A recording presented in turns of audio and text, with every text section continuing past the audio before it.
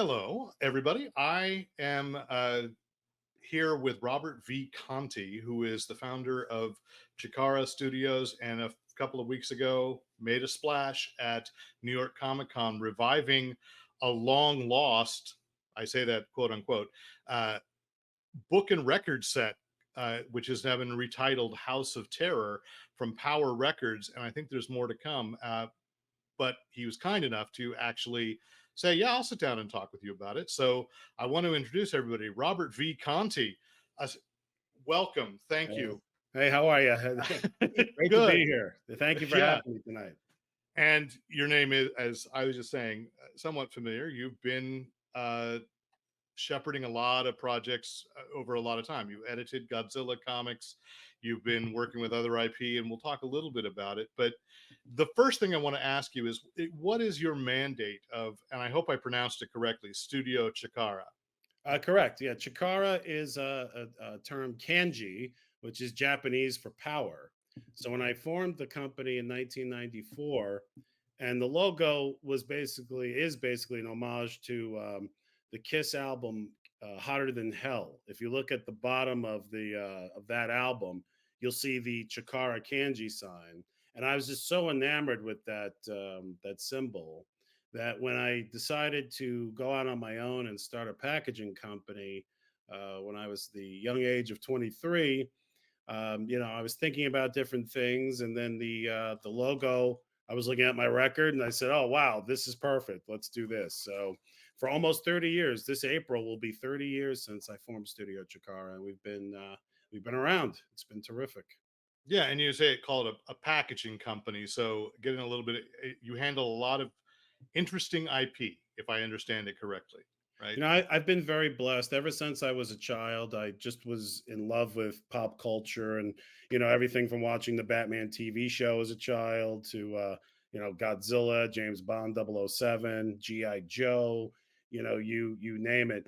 And to have been put into the position, luckily at a young age, where I was able to utilize, my knowledge and skills and actually work on some of that IP, intellectual property, professionally has just been terrific. I mean, I just came back from New York Comic Con, and one of the coolest things I saw there was a Japanese bookstore exhibiting, various titles imported from Japan, and they happen to have a brand new edition of the Godzilla stories that I edited all the way back in 1994, 95, just collected for the first time in Japan, translated and everything. And I was so taken aback. I said, "Oh, this is fantastic!" And to be able to work on canon of characters, whether it be Godzilla, Star Wars, again, Kiss, GI Joe, et cetera, to be able to be involved in that, something that brought,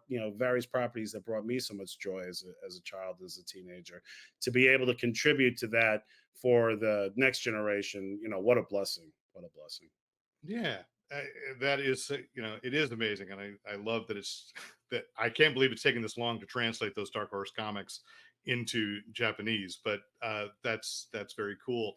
You have turned to another childhood love, which I don't know if kids today, if they get this experience of the book and record set before we had VHS and all that, Yeah. and you'd get these comic books or sometimes storybooks, and so you revived a key classic from Power Records, which was originally, I think, Peter Pan Records as well.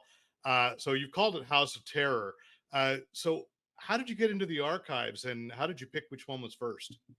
Well, I have to say, Power Records, Peter Pan Records, they were all a very important part of my childhood. Before I discovered rock and roll, the way to be entertained besides television or radio was to listen to audio recordings on vinyl. And so my kind mother would, when we would go grocery store shopping, a company by the name of Peter Pan Records, they used to have these spindle racks in the grocery stores so that you could keep kids occupied. It was funny. There was an entire aisle in the particular supermarket where I grew up that was dedicated to toys and coloring books and everything. And I distinctly remember Whitman Publishing had a whole huge rack of all different types of products that they did. And right next to that was a spinner rack of Picture 45s. And most of them were done by a company called Peter Pan. So one Halloween, I received the first copy, the first version of this record that just came out. It was called "A Story of Dracula, Frankenstein, and the Wolfman." And at the time, we were lucky. I mean, remember, this is the days before streaming, before VHS players. You were lucky if you missed the showing of a movie. You had to wait literally 2, maybe 3 months before they would air it again. So the only way for us to get additional adventures of characters that we enjoyed, let's say Batman, let's say Spider-Man, you know monster movies, the only way to do that was through audio adventures or paperbacks. So these records were cherished. And turns out, this particular one, which was later released in 1982 as House of Terror, was written and drawn by the legendary Neal Adams. And Neil, obviously, a premier comic book artist and writer, worked on everything from Batman to X-Men to Green Arrow, Green Lantern, etc. And he had his own characters through Continuity Studios, Armor, Megalith, etc. um, I was first exposed to Neil Adams' work through those treasury-sized editions from DC back in the day when they collected the Ra's al Ghul storyline for the first time. So his artwork was easily identifiable. So when I got House of Terror again, when it was re-released in '82, I recognized it was Neil's work right away. And that story in particular was an original story. It wasn't like a recycled version of the Universal stuff. And it just resonated with me and it stuck with me for years. So last year, I was introduced through a mutual friend to Donald Kaysen, who's the owner of Inspired Studios, and they're the parent company of Peter Pan Records. And I expressed to him my desire to, bring back the line and bring back the imprint. And we came to an agreement where we did a test run last year on CD, a Power Records Halloween, and then this for New York Comic Con at the Continuity Studios booth, we did the this new edition. This was the limited one that was only sold at Comic Con last weekend, and it this is one of only 100 made.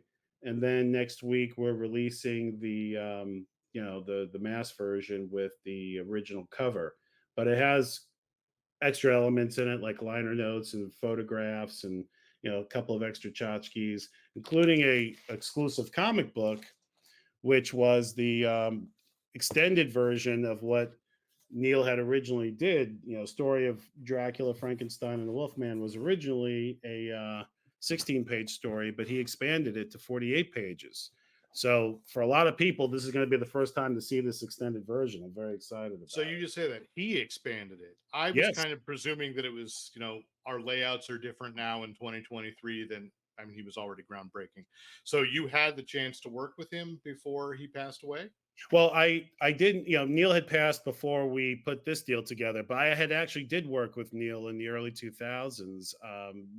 I was print brokering at the time, and I got to work on a continuity style guide. I got to help get that printed at Cool. Continuity, and sitting Neil down and interviewing him over the years. I interviewed him several times, not only about continuity in his work, but he also did he did some artwork for the group Kiss, the rock group Kiss, which I interviewed him about. The Power Records series, we talked about that. So, and what an amazing individual, what an incredible gentleman, and I was definitely honored to have known him. Yeah. So it was done. Did you have any challenges in making that artwork fit into a new? Because I'm very excited about that. Like I said, a 16 pager into a 48 pager, and it's almost like new Neil Adams' work. Even or I called it in the article "Lost." Yeah. Who knows about it? And I suspect there's more IP stuff that Peter Pan has, or Power Records, whatever you want to call it, has in their vaults, right? Absolutely. I mean, Peter Pan Records has been in business since 1948. So you can imagine the thousands of titles that were produced during that time. And Power Records had a couple of different iterations, since the 1960s. So we are going to bring back a few titles next year. We're in the midst of working on some really cool deals right now. And I'm personally very excited to bring this stuff back, not only for our generation that originally saw it, but for a new generation of collectors. There's some things out there that haven't been reprinted since they first came out. So it's an exciting opportunity to introduce these amazing titles to a new generation of people. How was the response at New York Comic Con? I mean, you have one copy of the album left. Did you sell out the rest? Well, the first 100 are an exclusive through the nealadamsstore.com. So there's a few copies left that remain from New York Comic Con that you can get on the website, and you should get them before they're gone for those interested, because this special edition came with an exclusive print. Yeah. This black and white image that you see here, behind the record, that's an exclusive print that only 100 of these exist. So the remaining copies of the record, we only made 1,000. We made 500 of this blood red edition and Hmm. 500 of standard black edition.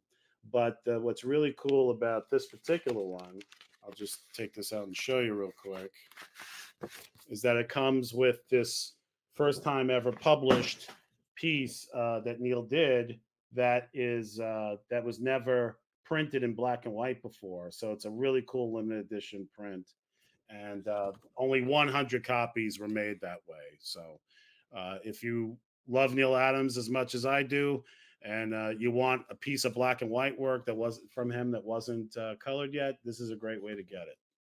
Cool. Now, you mentioned there are more coming, so Yes. I'm going to put you back into your childhood. Okay. Whoops, your Whoops. camera moved.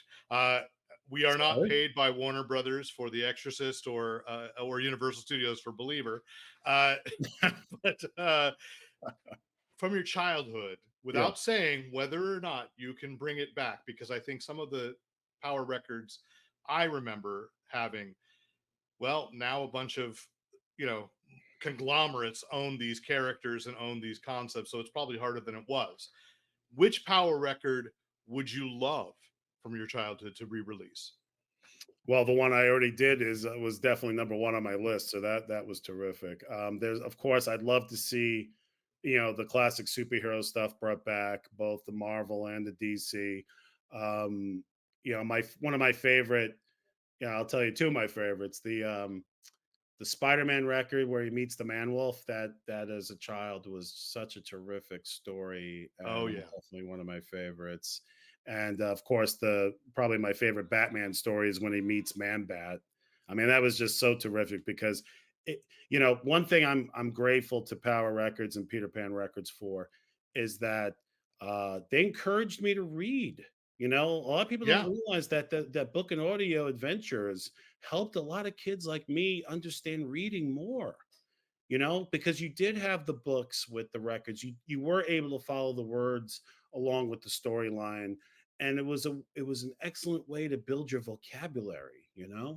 Yeah. And I'm definitely grateful for that, for definitely for the educational aspect, as well as the being able to listen. And the great thing about audio adventures back then, even you had the books that went with them, that certainly was an artistic interpretation, but it also gave you an incredible opportunity to imagine.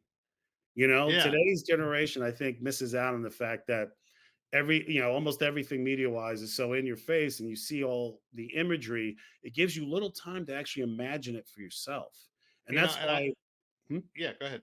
And that's why, I think these records need to be back out there, because it does spark, a child's imagination. So let's Yeah, and hope this I works. think there were some that didn't have the books either. Like I recall having I'll say, a Star Trek in Vino Veritas.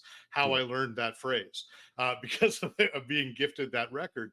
I don't think that had a comic with it or a storybook. I think it was just a single. Well, several titles were released in both formats. So you had a book and Ah, record set, and then you would have just the other markets would carry just the single version without the book. So yes, you are okay. correct. that So there my were parents went multiple for the formats. my Yeah, parents because went for the they less would expensive do one. yeah, they would do the mini comic and record sets. Then they did Yeah, the full albums with the books. Then they would do the same stories without any of those extra things for people that just wanted to listen to the audio without the beeps in between for the pages. that's right. That's Yeah. right. I've forgotten those because we my brother and I had the full LP with all the DC heroes, and I don't know if you noted, like I love the Plastic Man theme song. I Oh, know that former DC editor Mike Carlin loves it. yeah. We're friends, and he was like, he's like, "Oh, you poor man, it's stuck in your head too," like it pops up all the time. So I that's my hope is you get some of those really cool things, and yeah, they're probably cheesy by today's standards, in some ways, but they are cool and Yeah, kid yeah. appropriate, I and distinctly remember my father bringing home a copy of that Justice League of America record because that's where that comes from. yeah, And back then the family would gather in the family room and listen to the recordings all together. And I remember the Metamorpho song came on, and just everybody was metamorpho, howling. Yeah. metamorpho, yeah, I am Metamorpho, the metamorpho, yeah. metamorpho. Oh, okay. Yeah, you're my people. All Now right. think about this. This is 40, 50 years ago, and here we are today still talking about this great stuff. That's why, it has a legacy to it and it needs to be acknowledged properly. And that's why Yeah. we're trying to do what we're doing. Well, thank you for bringing it back, and thank you for taking the time to talk this evening. And I know it's late. You're on the East Coast. I'm on the West, and so I really appreciate you taking the time out. Sure, And sure. So again, if you'd like that super limited edition copy, go to nealadamsstore.com. And if you'd like to check out the other editions available, it's at www.studio, Studio, Chikara, Chikara.com. yep, there you go. Right.